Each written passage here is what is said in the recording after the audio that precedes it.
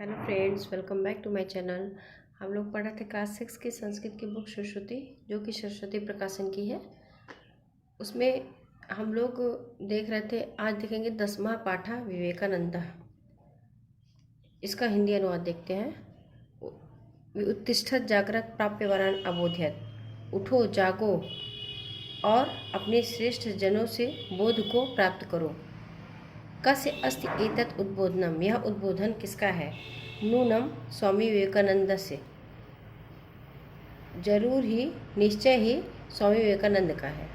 बाल्ये अस्य नाम नरेंद्रनाथ दत्ता आसीत्। बचपन में इनका नाम नरेंद्रनाथ दत्त था। तस्य चरित्र निर्माणे तस्य मातुः पितुः च भूमिका प्रशंसनीया आसीत्। उनके चरित्र निर्माण में उनके माता और पिता की भूमिका प्रशंसनीय थी।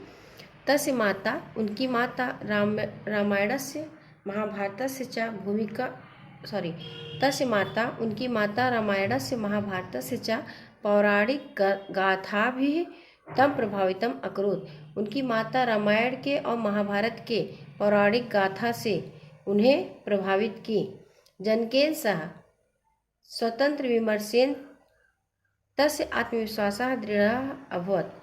पिता के साथ स्वतंत्र विमर्शन यानी कि अपने विचार विमर्श करने से, जनकेन सह पिता के साथ स्वतंत्र रूप से विचार विमर्श करने से तस्य आत्मविश्वास दृढ़ अभवत्, उनका आत्मविश्वास दृढ़ हो गया। बहुजन हिताय बहुजन सुखाय तस्य जीवनस्य उद्देश्य आसीत्। बहुत से लोगों का हित हो और बहुत से लोग सुखी हो, उनके जीवन का उद्देश्य था। तस्य प्रवृत्ति दार्शनिक आसीत्। उनकी प्रवृत्ति दार्शनिक की थी। ईश्वरः अस्ति न वा अनेन प्रश्नेन सह सर्वदा आकुलः अभवत्। ईश्वर है अथवा नहीं है, इन्हीं अनेक प्रश्नों से वह हमेशा व्याकुल रहते थे। आकुल हुए यानी कि वह हमेशा परेशान से रहते थे। सह गुरु प्राप्ते इतस्ततः अभ्रमत्। वह गुरु की प्राप्ति के लिए इधर उधर भ्रमण किए, यानी इधर उधर भटके। अंत में रामकृष्ण परमहंस महोदयस्य संगतौ तस्य जिज्ञासा शांता अभवत्। अंत में रामकृष्ण परमहंस महोदय की संगति में उनकी जिज्ञासा शांत हुई।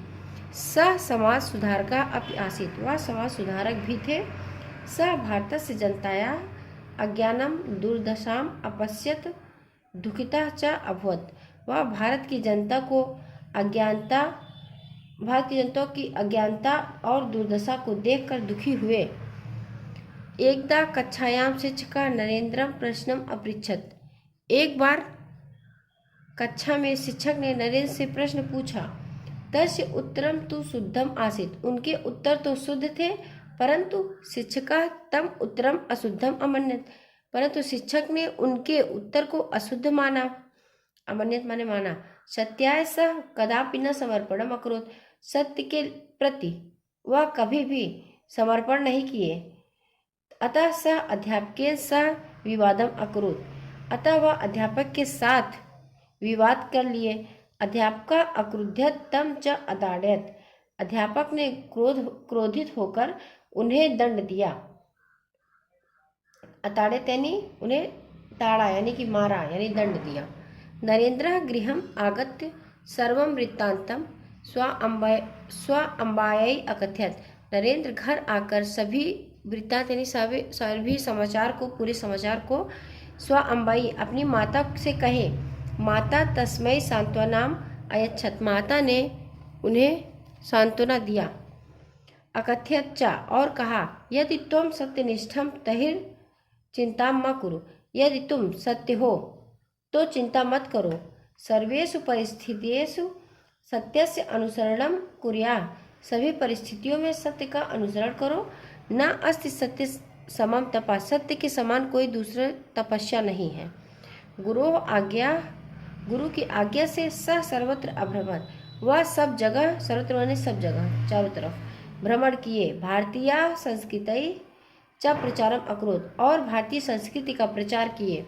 1993 वर्ष में अमेरिका देश के शिकागो इति नगरे, शिकागो इस प्रकार के नगर में विश्व धर्म सम्मेलनम अभवत्। विश्व धर्म सम्मेलन हुआ।